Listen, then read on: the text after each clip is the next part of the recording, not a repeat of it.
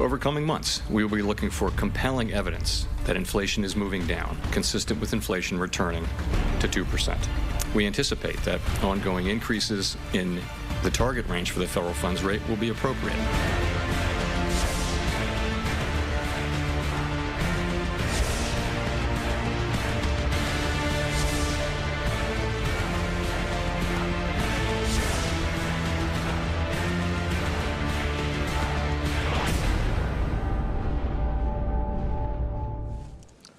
이른바 킹달러 현상이 전 세계 금융시장을 강타하면서 이 각국의 통화 가치가 급락하고 있습니다. 네, 글로벌 금융 위기에 대한 우려도 커지고 있는데요. 부부 경제학자이신 석병훈 이화여대 경제학과 부교수, 유혜미 한양대 경제금융학부 교수와 함께 자세히 짚어보도록 하겠습니다. 안녕하세요. 안녕하세요.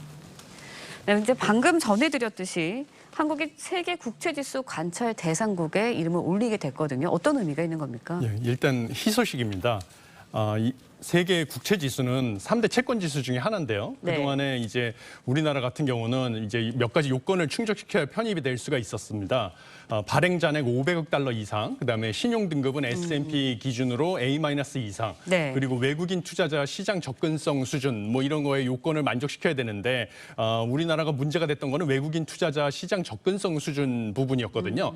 그런데 이제 이 부분을 개선이 되면 일단 관찰 대상국으로 포함이 돼서 6개월 이상 관찰을 한 다음에 빠르면 내년 9월에 네. 정식 편입이 되게 되면 외국인 투자자들이 자산 포트폴리오에 이제 우리나라 국채를 편입을 시켜서 향후 외국인 투자 자금이 유입이 되고 그러면 우리나라 국채 가격이 이제 상승을 하고 국채 금리가 떨어져서 매년 이제 국채의 이자 비용이 예. 절약하는 효과를 달성할 수 있습니다. 그럼 결국에는 이제 우리나라 외환 보유량에 더 긍정적인 신호를 줄 수 있는 그런 그렇죠. 예, 셈이겠네요. 그럴 수도 있고요. 또 그다음에 국채 이자 비용이 줄어들면서 예. 외국인 투자자들이 채권 시장으로 들어오니까 이제 원화 가치도 또 상승할 수 있는 환율에도 영향을 줄 수 환율에도 영향이 올 수 있습니다. 알겠습니다. 자, 그런데 자, 우리가 이제 궁금한 것 중 하나가 원화 가치가 굉장히 환율에 비해서 떨어지고 있잖아요. 떨어지고 있는 상황에서는 그동안의 예전의 상황을 봤을 때 원화 가치가 떨어지면 뭐 달러뿐 아니라 네. 뭐 파운드, 뭐 위안화 이런 것까지 전부 한국 돈으로 사기엔 비쌌는데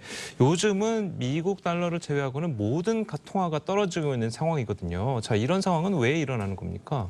예, 이건 무엇보다도 미 연준에서 물가 안정을 위해서 금리를 공격적으로 인상하고 있기 때문인데요. 예. 네. 지금 지난 3월부터 굉장히 미국 연준이 물가 안정을 위해서 공격적인 금리 인상을 이어가고 있고요. 앞으로도 남은 기간 동안 금리 인상 기조를 계속할 것이라고 생각이 되고 있죠. 그래서 예. 이것 때문에 이제 고금리를 찾아서 자본이 이제 이동을 하게 되면 달러에 대한 수요가 늘어나고 반대로 이제 다른 나라 각국의 통화 가치는 이제 떨어지게 되는 건데요.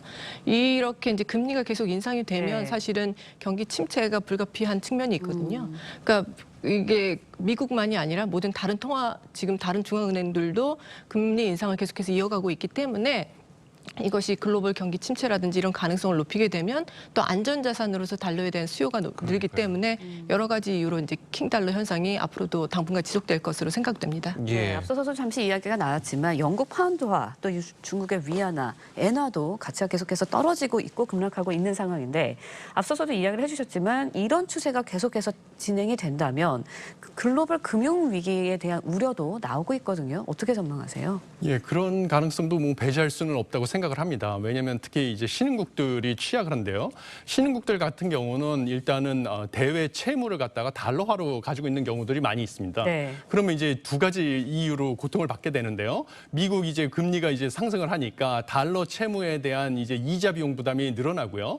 그다음에 채무 자체가 달러화로 돼 있으니까 자국 통화로 이제 갚아야 될 그 빚 자체가 늘어나는 경향이 그러니까요. 있습니다. 예. 네. 그런 위험이 있고요. 그다음에 추가로는 이제 달러화가 강세가 되니까 외국인 투자 자금 입장에서는 신흥국 주식 시장에 투자한 돈을 갖다가 나중에 수익을 내도 달러화로 환전을 해서 나가야 되는데 신흥국 통화 가치가 이제 하락을 할 거를 예상이 되니까 당장 이제 투자 자금을 환전을 해서 나가야 되겠다. 이래서 주식 시장뿐만 아니라 뭐 채권 시장까지도 불안해서 이제 신흥국들 위주로 금융 위기나 외환 위기가 발생을 하고 이게 주변 신흥국으로 전파돼서 위기 상황이 올 수가 있습니다. 그렇지만 최근에 뭐 블룸버그에서 보도했듯이 뭐 예. 중국이나 뭐 일본도 뭐 금융 위기 위기나 외환 위기가 오는 것이 아니냐 이런 우려가 있는데요. 네. 중국이나 일본 같은 경우는 7월 말 기준으로 외환 보유고가 전 세계 1, 2위국입니다. 예. 그것도 뭐 조단이거든요. 외환 보유고가 우리나라보다도 훨씬 많은 수준이다 보니까 그 나라들은 경기 침체는 올 수 있지만 네. 뭐 외환 위기가 오거나 뭐 경제 금융 위기가 오거나 이럴 수준까지 우려할 수준은 아니라고 보고 있습니다. 우리나라도 이제 세계 외환 보유량이 한 7위 정도 9위, 지금 7월 말로는 9위. 9위 정도 되는 걸로 아는데 예. 그렇게 되면 우리나라도 외환 위기 정도까지는 아니지 않겠습니까? 예, 외환 위기까지는 아니고요. 예, 경기 침체는 충분히 올 수 있지만 외환 위기까지는 올 가능성 극히 낮다고 보고 있습니다. 알겠습니다. 네. 그럼 말씀하신 것처럼 이 각국의 이제 자금이 이제 빠져나가는 그런 상황이 되면 미국으로서는 이제 킹달러 현상이 상당히 뭐 즐길 수 있는 뭐 그렇게 봐도 되는 겁니까? 어떻습니까? 지금 킹달러 현상으로 이제 소비자들은 어느 정도는 혜택을 보고 있는데요. 왜냐하면 이제 수입 물가가 예. 아무래도 이제 가격이 낮아지기 때문에 소비자들로서는 좋은 상황이고요. 거기에 이제 해외 여행을 한다든지 해외에 이제 나갈 때도 비용이 드는 게 훨씬 더 적기 때문에 미국 시민들은 그런 면에서는 혜택을 받고 있지만 지금 미국의 수출 기업들은 굉장히 안 좋은 상황이거든요. 아무래도 이 달러가 강하다 보니까 예. 그 수출 시장에서의 가격 경쟁력이 떨어질 수밖에 없는 거죠. 예. 그리고 네. 예, 그렇습니다. 네, 수출 기업들도 어려움을 겪고 있지만 결국은 이런 경제적인 위기가 서민들의 삶을 팍팍하게 한다는 거거든요. 각국에서 이제 기준금리를 계속해서 올리다 보니까 시민들은 기준금리는 올라가는데 대출금은 많이 내야 되는데 내가 갖고 있는 원화 가치는 떨어지고 이런 상황을 계속 겪고 있어요. 예, 그럴 수밖에 없습니다. 참 안타까운 사실인데요. 네. 그 미국 같은 나라를 이제 우리 경제학에서는 대규모 개방 경제라고 합니다. 그래서 개방 경제라고 하는 것은 이제 국제 금융 시장이나 무역 시장의 경제를 개방돼 있어서 연루가 돼 있는 예. 연관돼 있다는 나라라는 뜻이고요. 대규모라는 것은 미국의 이제 정책 결정이 세계 시장에서의 가격에 영향을 미친다라는 뜻입니다. 그래서 미국에서의 기준금리 인상 결정이 전 세계 금융 시장에 네. 영향을 미치는 것입니다. 그래서 미국에서 금리를 인상하게 되면요. 미국에서 이자가 많이 주니까 세계의 투자 자금이 다 미국 시장으로 가게 돼서 달러화 강세 현상이 지속되는 것이고요. 달러화 강세 현상이 지속되면 다른 나라들, 미국을 제외한 나라들 입장에서는 자국의 통화 가치가 상대적으로 떨어지니까 이제 수입 물가도 상승하고 수입 물가 중에 특히 달러화로만 결제해야 되는 원유 같은 예. 에너지 가격 상승에서 특히 고통을 받는 것입니다.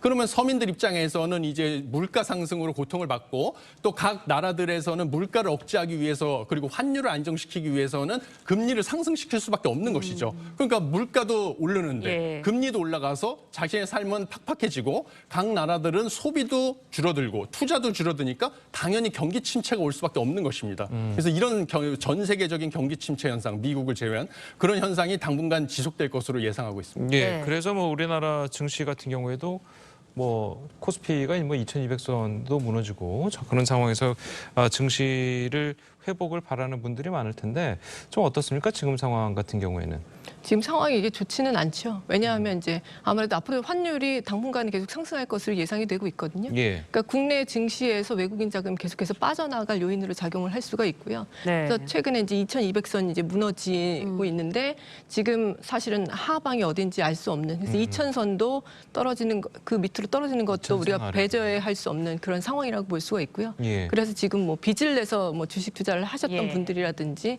뭐 여러분들께서 굉장히 고통을 받고 있고 어떻게 해야 되는지 지금 갈 바를 몰라 하고 있는 그런 상황이라고 볼 수 있겠습니다. 아니 일각에서는 그러면은 오히려 지금 주식 투자를 해야 된다라고 이야기하는 분들도 있거든요. 그런 분들의 생각은 어떻습니까? 지금 사실은 저점은 아니라고 보고 있거든요. 그래서 저점이 아직 오기 전이라고 보고 있는데 예. 그럼에도 불구하고 뭐 꼭 저점을 또 바로 알 수는 없는 거잖아요. 그러니까 혹시나도 여유 자금이 있으시면 뭐 조금 관망하시다가 뭐 들어갈 수도 있긴 하겠지만 아무래도 불확실성이 너무 큰 상황이다 보니까 뭐 대규모 투자 같은 것은 당분간은 자제하시는 것이 좋지 않을까 하는 생각입니다. 예. 금융시장이 이렇게 빨간불이 켜지면서 앞으로 이제 내년이 더 금융위기가 함께 더 힘들어질 거다 이런 전망들이 나오고 있거든요. 어떻게 전망하시나요? 예, 저도 뭐 충분히 그럴 가능성이 크다고 예상을 합니다. 왜냐하면 참고로 말씀드리면 작년에 그 잭슨홀 미팅에서 예. 제롬 파월 의장이 그 통화 정책 금리 인상의 효과가 인플레이션에 영향을 미치기 위해서는 그 시차가 최소한 1년 이상이 네. 걸린다라고 했거든요. 그래서 미 연준이 공격적으로 금리를 인상하기 시작한 게 올해 3월부터입니다. 그러면 그 효과가 이제 본격적으로 나타나는 것은 내년 3월 이후가 될 것입니다. 그러면 이렇게 빠르게 금리를 인상하고 있는 게 내년 3월부터 정말 우리 전 세계인들이 체감을 하게 되는 것인데요. 네. 그러면 올해보다 내년 3월 이후에는 금리 인상의 효과를 직격탄을 맞으면서 전 세계적으로 경기가 더 안 좋아질 수 있다는 것이죠. 그래서 예, 올해보다 내년에 더 힘들어지는 상황을 겪을 수도 있다. 이런 생각을 하고 있습니다. 예. 네. 자, 이럴 때일수록 이제 서민들 같은 경우는 이제 재테크에 굉장히 신경들은 좀 많이 쓸 텐데 그두 분이 이제 부부시면서 굉장히 그 석학 아니십니까? 경제학 석학이신데 자, 두 분 같은 경우에는 그러면은 이런 그 세계적인 금융 위기 중에 재테크는 좀 어떤 식으로 좀 하고 계십니까? 굉장히 난감한 질문이신데요. 그 원래 경제학자들이 사실은 뭐 주식시장에서도 가장 늦게 이제 들어가면 되나 하면 그때가 고점이 이미 지나서 내려가기 시작하고 네. 또 이때가 이제 저점인가 싶으면 그게 아니고 뭐 이런 상황이거든요. 예. 저희도 재테크에 있어서는 남들에게 조언을 할 수 있는 입장은 아니긴 한데요. 예. 뭐 어차피 저희들이 아직 축적된 자산이 이렇게 많지 않다 보니까 뭐 열심히 일단 시드머니를 축적을 하고 나중에 한번 살펴보도록 하겠습니다. 알겠습니다. 뭐 경제학자들이 이제 정보가 느린 거는 뭐 기자들이랑 뭐 비슷한 뭐 내용인 것 저희는 뭐 지금 한국은행의 기준금리 인상 기조에 맞춰서 예. 일단은 대출을 적극적으로 상환하기 위해서 소비를 줄이고 있는 상황입니다. 알겠습니다. 예, 두 분 말씀 여기까지 듣겠습니다. 잘 들었습니다. 고맙습니다. 고맙습니다.